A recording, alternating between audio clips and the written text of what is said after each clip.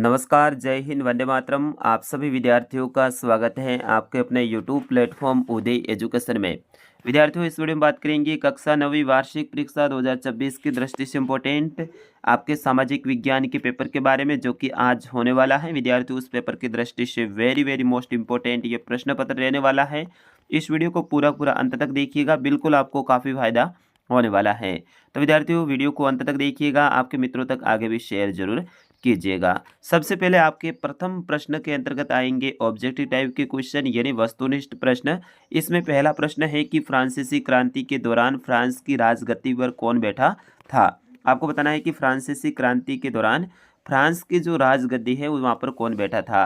तो लुई 16 बैठा था, यानी ऑप्शन आपका अ रहेगा इसका सही आंसर। अगला प्रश्न है रूस में खूनी रविवार के अवसर पर श्रमिकों के जुलूस का नेतृत्व किसने किया था। फादर गेपोन ने, लेनिन ने, केरेंस्की ने या फिर स्टालिन ने। तो विद्यार्थियों, इसका सही आंसर क्या होगा।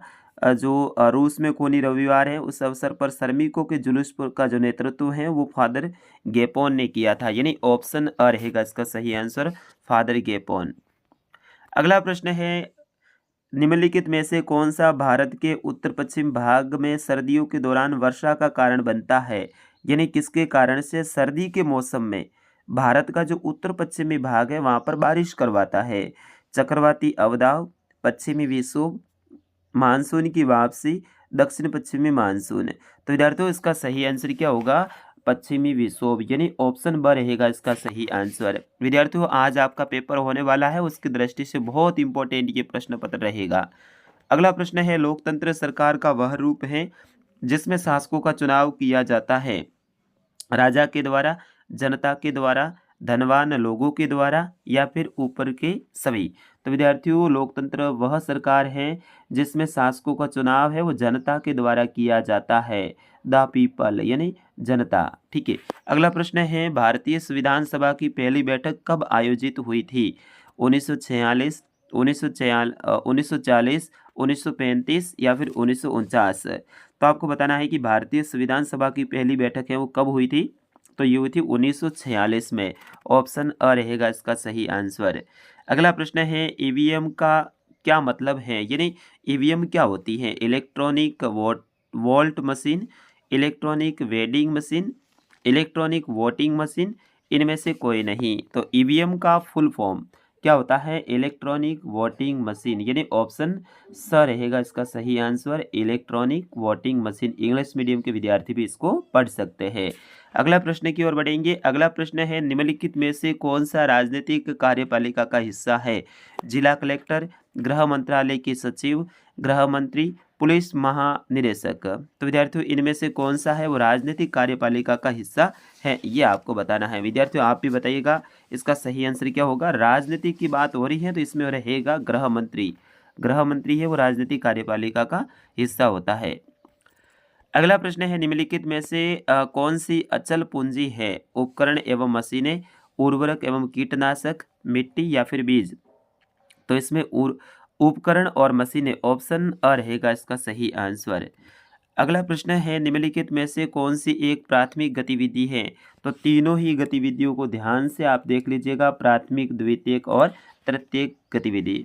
तो यहाँ पर प्राथमिक पूछी जा रही है परिवहन, मछली पालन, व्यापार या पर्यटन। तो इसमें मछली पालन होगा, ऑप्शन ब इसका सही आंसर होगा। प्राथमिक गतिविधि के अंतर्गत कौन आएगा, मछली पालन, कृषि, पशुपालन और जो आपके खनन वाला है वो भी प्राथमिक गतिविधि के अंतर्गत आता है। अगला है ग्रामीण क्षेत्र में प्रति व्यक्ति प्रतिदिन औसत कैलोरी की आवश्यकता होती है। तो विद्यार्थियों, इसमें सही आंसर होगा 2400 कैलोरी, यानी ऑप्शन स रहेगा इसका सही आंसर। इस तरह से आपके कुल 10 हैं वो अबसद के प्रश्न आएंगे। सेकंड प्रश्न है रिक्त स्थानों की पूर्ति कीजिए, यानी खाली जगह को भरना है। तो इसमें फर्स्ट रिक्त स्थान है two treatises of government, John Locke द्वारा लिखी गई है। किसके द्वारा, जॉन लोक। तो इसमें आप लिखोगे जॉन लोक। अगला है व्लादिमीर जो लेनिन है बोल्शेविक समूह का नेता था, कौन था, व्लादिमीर लेनिन। तो इसमें बतानाबीन लेनिन आपको लिखना है। अगला है भारत के जलवायु को उष्णकटिबंधीय मानसूनी जलवायु प्रकार का बताया गया है। कैसा बताया गया है? उष्णकटिबंधीय मानसूनी जलवायु, इसमें ये आपको लिखना है। अगला है जिम्बाब्वे को श्वेत अल्पसंख्यक शासन से स्वतंत्रता वर्ष 1980 में प्राप्त हुई थी। कब हुई थी? जिम्बाब्वे में श्वेत अल्पसंख्यक शासन से स्वतंत्रता है वो 1980 को प्राप्त हुई थी। तो इसमें 1980 आपको भरना है। और पांचवा है, इसमें शुरुआत होगी रंग भेद, आपको इसमें भरना है रंग भेद। रंग भेद दक्षिण अफ्रीका में नक्सलीय भेदभाव की एक अनूठी प्रणाली का नाम था। काले और गोरों के रूप में वहां पर रंग भेद होता था। आपको पता होगा दक्षिण अफ्रीका में नेल्सन मंडेला का नाम प्रसिद्ध है, उन्होंने इस चीज को दूर करने में काफी योगदान दिया है। अगला है मतदाता सूची को आधिकारिक तौर पर, मतदाता सूची को आधिकारिक तौर पर के नाम से जाना जाता है। किस नाम से जाना जाता है आप जरूर बताइएगा इसका कमेंट करके। अगला है छठा, खेती पातालपुरम गांव की मुख्य आर्थिक गतिविधि है। तो इसमें खेती भरना है आपको, ठीक है ना।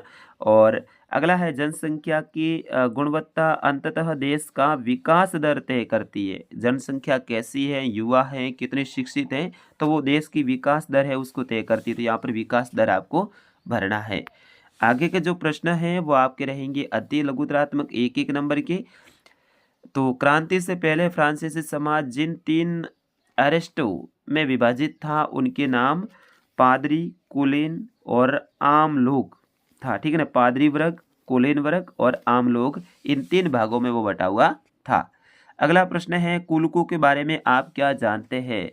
तो कुलकों के बारे में आप क्या जानते हैं जरूर एक बार कमेंट करके बताइए अगर आपको आता है तो कुलक है और रूसी साम्राज्य में किसान थे, ठीक है ना। क्या थे? किसान थे।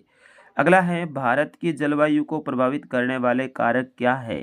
तो भारत की जलवायु को प्रभावित करने वाले जो कारक क्या है? मानसूनी हवा, तापमान, दबाव और वर्षा, ये क्या है? भारतीय जलवायु को प्रभावित करते हैं। अगला है मालाबार तट पर वर्षा के लिए कौन सी हवाएं जिम्मेदार रहती हैं। बहुत इंपॉर्टेंट है। मालाबार तट पर वर्षा के लिए कौन सी हवाएं हैं वो जिम्मेदार रहती है। तो दक्षिण पश्चिमी मानसूनी हवाएं आती है वहां पर। कौन सी आती है? दक्षिण पश्चिमी मानसूनी हवाएं। अगला प्रश्न है अब्राहम लिंकन द्वारा दी गई लोकतंत्र की परिभाषा लिखिए। तो अब्राहम लिंकन ने लोकतंत्र जनता का, जनता के लिए, जनता के द्वारा शासन है। क्या है? जनता का, जनता के लिए, जनता के द्वारा शासन है। यह आप लिखिएगा, बहुत इंपॉर्टेंट प्रश्न है। अब्राहम लिंकन के द्वारा लोकतंत्र की परिभाषा क्या है? तो जनता का, जनता के लिए, जनता द्वारा शासन होता है, उसे ही लोकतंत्र कहते हैं। अगला है भारतीय संसद के कितने सदन हैं, नाम लिखिए। तो भारतीय संसद के 2 सदन होते हैं, लोकसभा और राज्यसभा। कौन कौन से होते हैं? लोकसभा और राज्यसभा। अगला है बिजली के प्रचार से पातालपुरम के किसानों को किस प्रकार मदद मिली, ये आपको लिखना है। अगला है पातालपुरम में खेत मजदूरों की मजदूरी न्यूनतम मजदूरी से कम क्यों है, वो आपको लिखना है। संसाधन के रूप में लोग से आप क्या समझते हैं? संसाधन के रूप में लोग से आप क्या समझते हैं? और निर्धनों में भी सबसे निर्धन कौन है? तो औरत, बच्चे और वृद्ध लोग हैं, वो निर्धनों में भी सबसे निर्धन है। कौन? औरत, बच्चे और वृद्ध लोग। अगला है आपके लघुतरात्मक प्रश्न।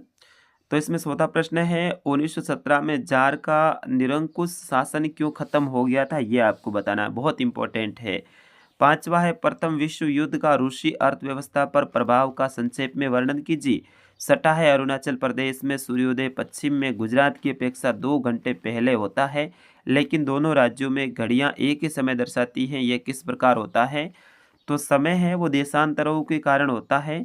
और अरुणाचल प्रदेश से जो गुजरात तक है वो देशांतरों में काफ़ी अंतर है। एक देशांतर से दूसरे देशांतर में जाने पे 4 मिनट का अंतर होता है। इस हिसाब से इनमें 2 घंटे का अंतर देखने को मिलता है। भारत का स्थानीय मानक समय है वो कोलकाता से निर्धारित किया जाता है। कौन सी देशांतर से, वो आप लिख दीजिएगा पढ़ के आराम से। तो आपका ये उत्तर सही हो जाएगा। अगला प्रश्न है, हिंद महासागर के शीर्ष पर भारत का केंद्रीय स्थान महत्वपूर्ण क्यों माना जाता है?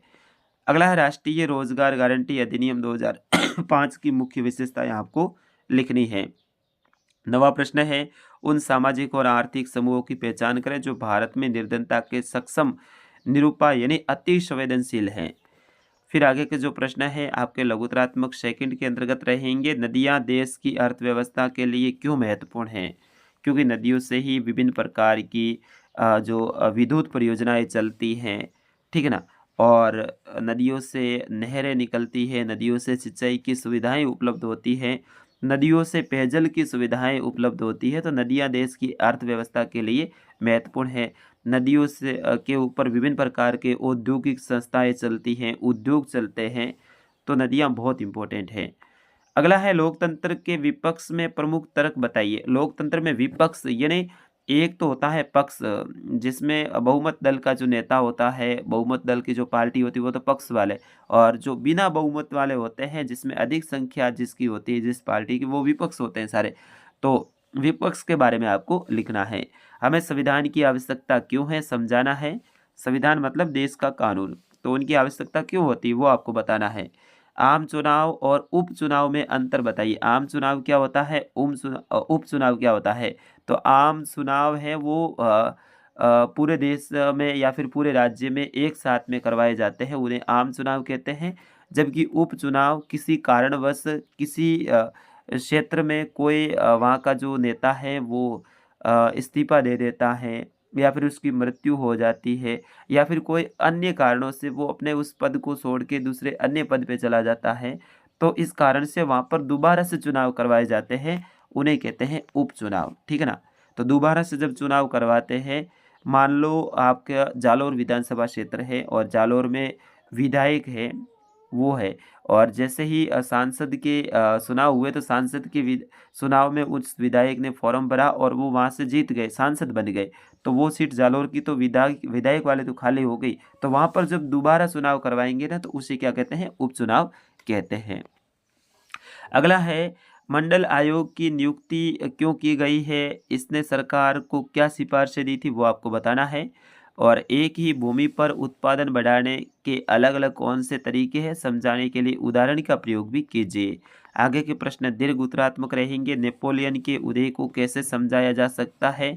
पश्चिमी घाट और पूर्वी घाट के बीच में अंतर स्पष्ट करना है। तो ये पश्चिमी घाट और पूर्वी घाट बहुत इंपॉर्टेंट है, मालाबार तट वगैरह, तो इनको अच्छे से आप याद कीजिए, एक दो प्रश्न आपके एग्जाम में जरूर आएंगे।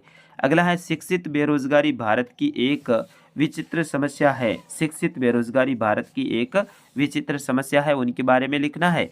और 19वां है, इनके बारे में वर्णन कीजिए। 1930 तक आते आते जर्मनी के नाजीवाद को लोकप्रियता क्यों बढ़ने लगी थी वो आपको बताना है। अथवा में ऑप्शन रहेगा, नाचियों के प्रोपोगेंडा यहूदियों के खिलाफ नफरत पैदा करने में असरदार कैसे रहा। और 20वां प्रश्न है, भारत के मानचित्र में इन स्थानों को दर्शाना है। तो इस तरह से ये आपका पूरा पूरा पेपर आने वाला विद्यार्थियों। मैं आशा करता हूँ आप सभी का पेपर बहुत ही शानदार जाएगा और आप सबसे बेस्ट स्कोर करके आएंगे, यही आशा करते हैं। तो फिलहाल इस वीडियो में इतना ही। Best of luck. अगले पेपर के साथ में मिलेंगे शाम को 4:15 पे। धन्यवाद।